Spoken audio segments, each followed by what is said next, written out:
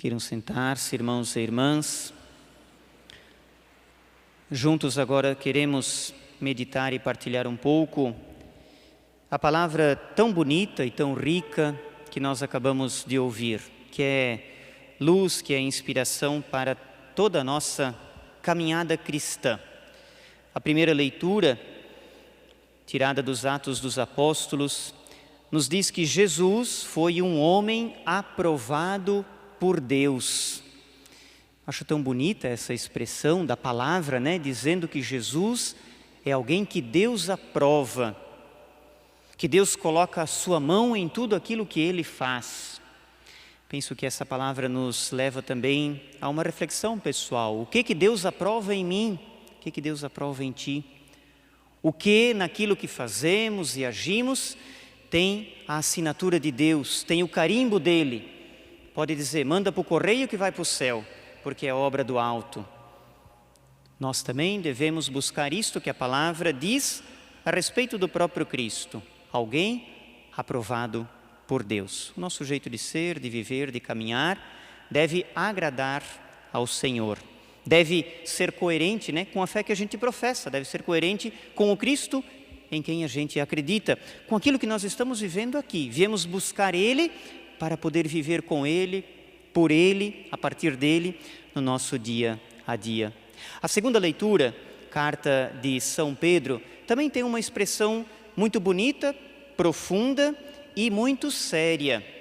Vivei respeitando a Deus. Respeitar Deus.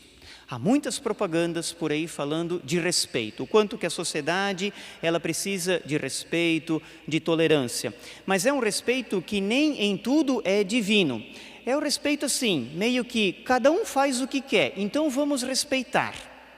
Aqui é respeitar Deus, naquilo que Ele quer, naquilo que Ele pensa para a nossa vida. Minha gente, Deus tem um caminho. E se eu quero ser abençoado, se nós queremos a aprovação dEle, a gente tem que caminhar pelo caminho dEle. Deus diz, vem por aqui que eu te abençoo. Se você for por aí, eu não me responsabilizo. Respeitar Deus significa entender qual que é o seu projeto, né? E honrar a Ele.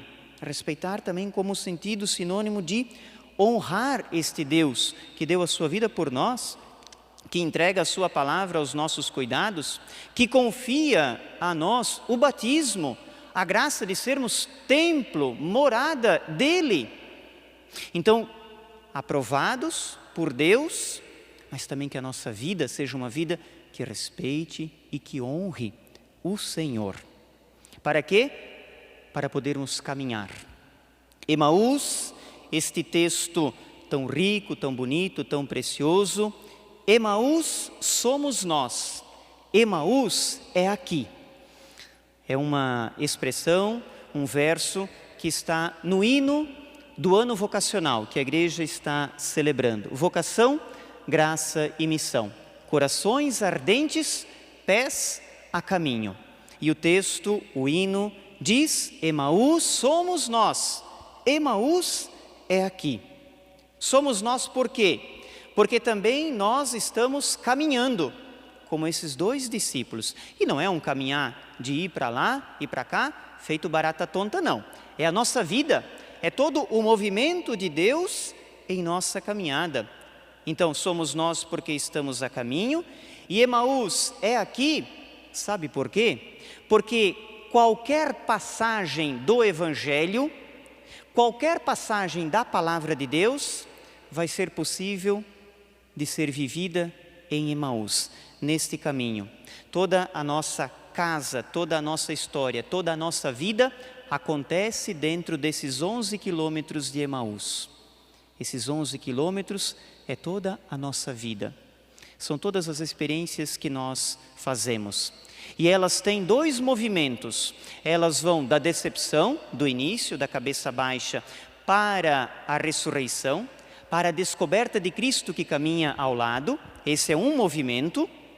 E o outro movimento é depois da descoberta, de volta para Jerusalém.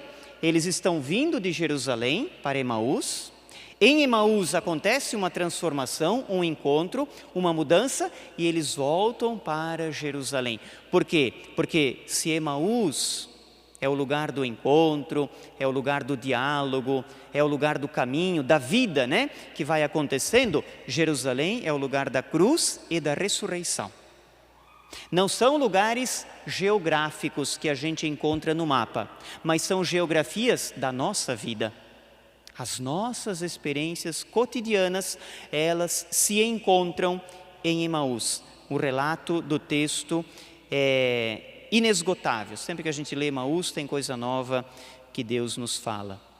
E nesse relato, nesse texto que ouvimos, está presente toda essa liturgia da vida e todo o movimento de Deus que acontece nela. Eu quero trabalhar 3 pontos após ter feito esta introdução, para a gente entender que somos nós caminhando dentro de Emaús. Caminhar e conversar. Os dois caminhavam e conversavam sobre as coisas. Conversar é partilhar a vida, é contar histórias, é confiar algum sentimento a alguém, é relembrar fatos, é discutir aquilo que precisa ser discutido, é encontrar o caminho certo para ser seguido. É aquilo que a gente faz no nosso dia a dia, não é verdade? Pensa, se a gente não soubesse conversar, até mudo conversa, né? Eles dão jeito, por quê? Porque a gente precisa de diálogo, e a gente dialoga na vida, no caminho, na história, no percurso. Então a vida é diálogo, a vida é conversa, a vida é assunto. Por isso nós estamos aqui dentro de Emaús. Segunda coisa, caminhar e conversar é descobrir que também Jesus caminha conosco. Jesus se aproxima. Minha gente, tem um momento da nossa vida que a gente se dá conta disso. Jesus caminha comigo. Jesus está ao meu lado. Jesus se faz presente. A gente responde: o Senhor esteja convosco. Ele está no meio de nós e a gente experimenta isso. Realmente Ele está no meio de nós. Como Jesus se aproximou daqueles dois, Ele também se aproxima de cada um de nós. E é o ressuscitado, é a presença do Cristo ressuscitado. Aonde? Na nossa vida, na dinâmica, no dia a dia, nas conversas, nos fatos, nos acontecimentos. Então, caminhar é conversar, é dialogar. Caminhar é descobrir que tem alguém que caminha conosco. E caminhar é aprender. Jesus lhes explicava as Escrituras. A palavra nos ensina, a palavra nos orienta, a palavra nos exorta. A palavra é o manual de instrução do cristão. Não é a bula de remédio, é a palavra. E a palavra pode ser então a bula do remédio de Deus. Vós me ensinais vosso caminho para a vida. Assim a gente cantou, rezou com o salmista. Vós me ensinais vosso caminho para a vida. Jesus explica, Jesus ensina, Jesus orienta, Jesus dá respostas, Jesus aponta para o caminho certo. E quem caminha, minha gente, sente fome. Quem caminha sente fome. E Jesus oferece em Emaús, na nossa vida, 2 alimentos: a palavra e o pão partido, a Eucaristia. É a nossa missa, é o nosso encontro com Ele semanal. E Jesus também nos dá presença. Quando a gente ouve a palavra, quando a gente acolhe a Eucaristia, nós temos presença dele em nós. E ele vai caminhando conosco. E quem se alimenta de Deus é saciado, mas continua tendo fome, continua tendo vontade, continua tendo desejo, continua querendo mais. É uma fome eternamente insaciável. Deus é assim conosco. Emaús somos nós, Emaús é aqui, hoje, agora, no chão da nossa vida. Conversas, descobertas, aprendizados, eis a liturgia da vida, eis a liturgia de Emaús. Senhor, saciai-nos, mas que jamais deixemos de sentir fome. Senhor, saciai-nos, mas que jamais, jamais deixemos de ter fome de Ti. Um instante de silêncio para você rezar com a palavra que acabamos de ouvir e acolher.